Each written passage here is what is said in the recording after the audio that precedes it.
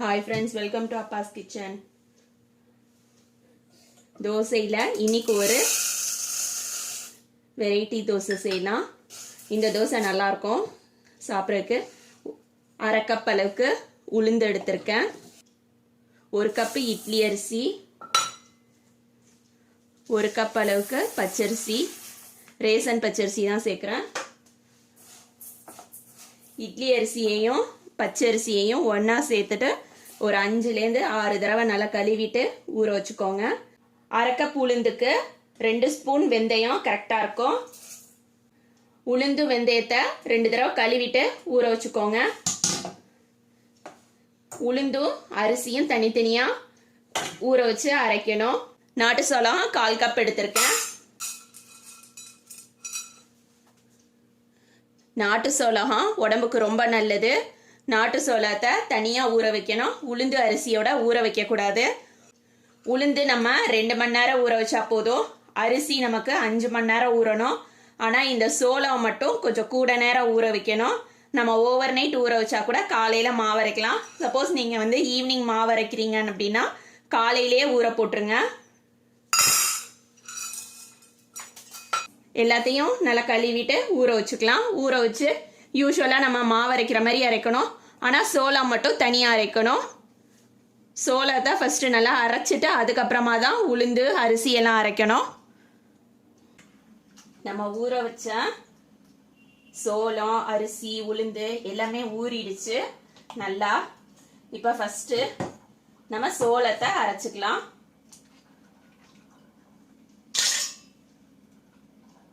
சோளத்தை மிக்ஸி ஜாரில் சேர்த்துக்கிறேன்.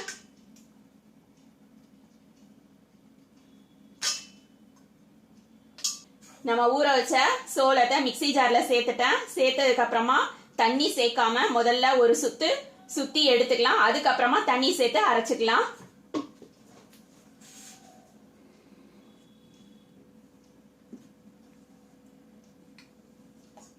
சோளத்தை மிக்ஸியில் அரைச்சாச்சு. கொஞ்சமா தண்ணி சேர்த்துக்கிறேன். நம்ம சோளத்தை அரைச்சாச்சு. இப்ப இதுலயே நம்ம உளுந்து சேர்த்து அரைச்சிக்கலாம். உளுந்துட தண்ணிய வடிச்சிட்டு உளுந்து வெந்தயத்தையும் மிக்ஸி ஜார்ல சேர்த்து அரைச்சிடலாம். உளுந்து கூட நம்ம சோளம் முதல்ல அரைக்காத காரணம் சோளம் சீக்கிரம் அரையாது. இப்ப உளுந்து அரைச்சிட்டு வரேன். உளுந்தும் சோளம் அரைச்சாச்சு. இப்ப அதுலயே நான் அரிசியும் சேர்த்து அரைச்சுக்கிறேன்.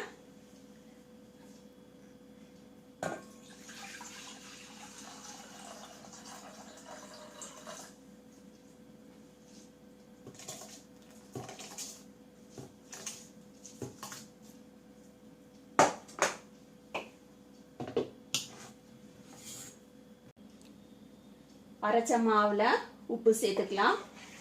உப்பு சேர்த்து நல்லா கலந்து விட்டுட்டு மாவை ஓவர் நைட் புளிக்க விட்டுறலாம். இந்த தோசை மாவு கலர் கொஞ்சம் மஞ்சளா தான் இருக்கும். லைட் எல்லோ கலரா இருக்கும். நம்ம சோளம் சேர்த்திருக்கிறதால இந்த கலரு மாறும். தோசை நல்லா டேஸ்டா இருக்கும். உப்பு சேர்த்து மாவு நல்லா கலக்கியாச்சு. இப்போ ஒரு மூடி போட்டு ஓவர் நைட் புளிக்க விட்டுறலாம். காலையில மாவு எப்படி இருக்குன்னு பார்க்கலாம். மாவு ஓவர் நைட் புளிச்சிருச்சு.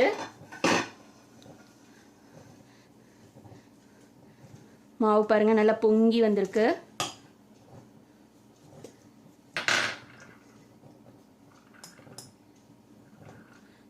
ஆப்பச்சோடா சேர்த்துக்கலாம்.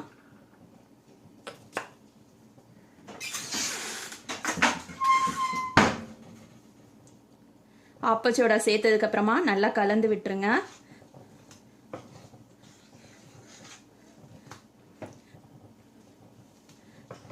மாவு அரைக்கும்போதே மாவுக்கு தகுந்த அளவுக்கு நம்ம தண்ணி சேர்த்திருக்கதால இப்ப தண்ணி சேர்க்க தேவையில்லை. தோசை மாவு பதத்துக்கு கரெக்டா இருக்கு பாருங்க. அடுப்புல தோசை சட்டி வச்சிருக்கேன். சூடு வரவும் தோசை ஊத்திடலாம்.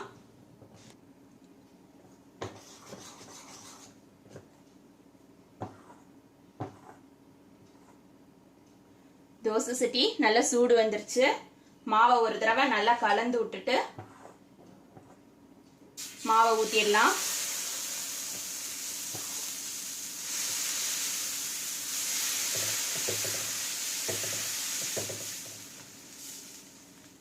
தோசை ஒரு சைட் பொரிஞ்சிருச்சு, திருப்பி போட்டுக்கலாம்.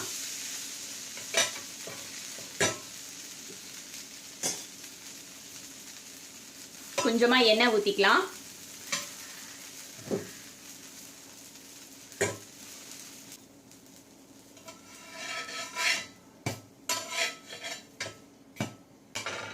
இந்த சோள தோசை மாவுல சாஃப்டான தோசையும் செய்யலாம், நல்ல முறுவலான கிறிஸ்பியான தோசையும் செய்யலாம். இப்ப தோசை ரெடி ஆயிடுச்சு, பிளேட்டுக்கு மாத்திடுறேன்.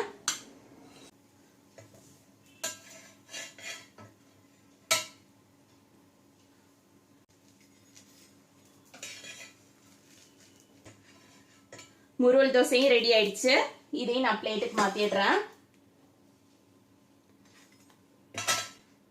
நம்மளோட சோள தோசை ரெடி ஆயிடுச்சு.